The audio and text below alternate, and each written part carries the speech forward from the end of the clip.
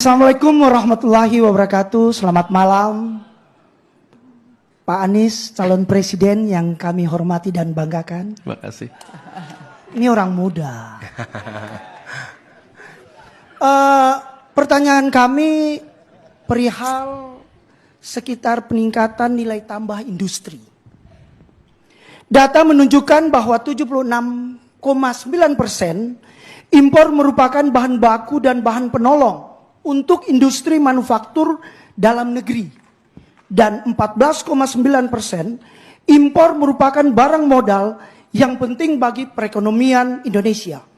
Program substitusi impor belum mampu memenuhi kebutuhan bahan baku dan barang modal dalam negeri, sehingga peraturan kebijakan pelarangan impor bahan baku tertentu menyebabkan tersendatnya kegiatan manufaktur dan sektor-sektor perekonomian lainnya. Di sisi lain, ekonomi Indonesia masih didominasi bahan mentah, terutama CPO, sebesar 34,9 US dollar. Dan batubara 46,7 miliar US dollar. Sementara salah satu brand elektronik global bisa menyumbang ekspor di Vietnam hingga 65 miliar US dollar.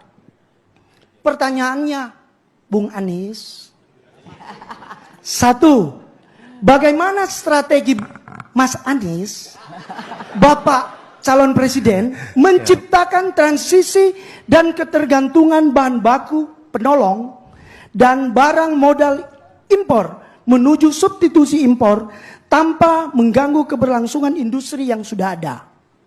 Kedua, sektor produk apa saja yang akan Mas Anies kembangkan sebagai daya dukung ekspor baru Indonesia yang mempunyai nilai tambah yang tinggi dan mampu menciptakan lapangan pekerjaan? Terima kasih, Mas Anies. Ya, jadi Pak Anies, pertanyaannya adalah bagaimana ini hampir sama dengan industri farmasi. Karena substitusi import kita harapkan supaya juga devisa kita jadi lebih baik. Kemudian kedua, sektor hulu kita yang sangat potensial bisa jalan, itu seperti apa. Lalu yang kedua, kita lihat tadi ekspor kita hanya CPO dan batubara. Tapi apa nanti ekspor baru yang akan dikembangkan? Silakan Mas Anies. Penyampaiannya lembut, pertanyaannya rumit. Ya, tapi gak apa-apa, gini. Jadi terima kasih. Ini memang satu hal yang perlu kita dorong lebih jauh. 3 hari yang lalu saya di Gorontalo dan ketemu dengan para petani-petani kakao di situ, dan mereka menceritakan betapa sayangnya ketika segala ekspor itu hanya dalam bentuk produk mentah yang belum ada pengolahannya, sehingga nilai tambah yang didapat itu sangat minim. Nah, tentang yang tadi, pertama prinsipnya dulu. Prinsipnya adalah keberlangsungan industri terus dijaga. Jadi ketika kita berbicara tentang pergeseran menuju substitusi impor, memastikan bahwa industrinya itu terjaga. Yang kedua, ekosistem industrinya itu disiapkan agar tidak hanya menjadi pasar konsumsi, tapi juga menjadi sentra produksi global. Dan harapannya nantinya juga muncul di dalam kegiatan ekspor kita. Lalu yang kedua, ini terkait dengan tingkat komponen dalam negeri. Ini perlu ditingkatkan secara bertahap. Tidak bisa dadakan. Jadi untuk contohnya di sektor otomotif, ini kita mungkin bisa mencapai angka 70 hingga 75%, gradually ke arah sana. Nah, jika ekosistem industrinya terbentuk, harapannya nantinya tingkat komponen dalam negerinya juga akan bisa meningkat secara gradual.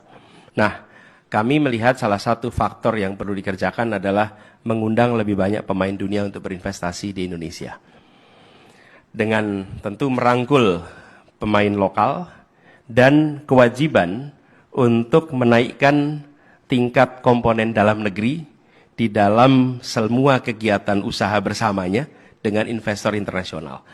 Nah, ini PR tersendiri Bapak-Ibu sekalian. Karena kita semua tahu bahwa pelaku internasional ketika masuk ke Indonesia, pertanyaan paling mendasar bagi mereka adalah soal regulasi governance, iklim usaha, dan bagaimana pemerintah itu mensupport bukan merepotkan.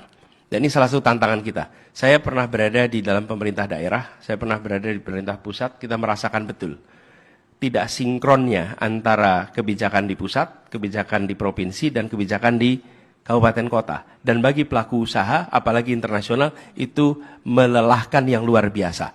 Kalau tidak punya mitra lokal yang punya kekuatan, biasanya menghadapi masalah tersendiri, menghadapi itu semua. Nah, tapi ini yang perlu kita bereskan sama-sama. Lalu, saya ingin sampaikan juga yang terkait dengan sektor apa yang mungkin akan didorong. Untuk ekspor khususnya. Iya, mungkin begini, kalau kami dalam beberapa kesempatan kami sampaikan sektor agro maritim. Ini mungkin terminologi yang relatif baru. Karena biasanya menyebut dengan aquaculture dan agriculture. Indonesia itu negara kepulauan, keduanya adalah pangan. Karena itu kami mengistilahkan sebagai istilah agro-maritim. Sektor agro-maritim inilah yang harus didorong untuk maju ke depan. Dan ketika sampai sektor agro-maritim, maka unsurnya banyak sekali. 1, pertanian tradisional, 2, peternakan, 3, perkebunan, 4, perikanan, kemudian 5, kehutanan. Itu 5-5-nya itu ada di dalam sektor agro-maritim. Jadi CPO, kopi, karet, coklat, ikan, produk olahan laut, itu semua potensi yang luar biasa. Dan kami melihat di dalam perjalanan selama ini dan interaksi dengan pelaku-pelaku lokal daerah, potensinya luar biasa besar.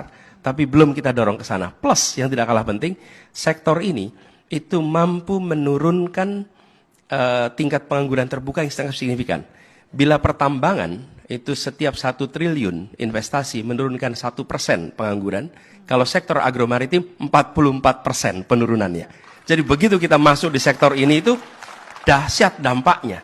Nah, inilah sebabnya menurut kami ini sektor yang kita perlu dorong, domestically memberikan keuntungan karena penyerapan lapangan pekerjaan, dan secara internasional juga punya peluang yang cukup besar. Gitu ya jawabnya. Terima kasih Pak Anies.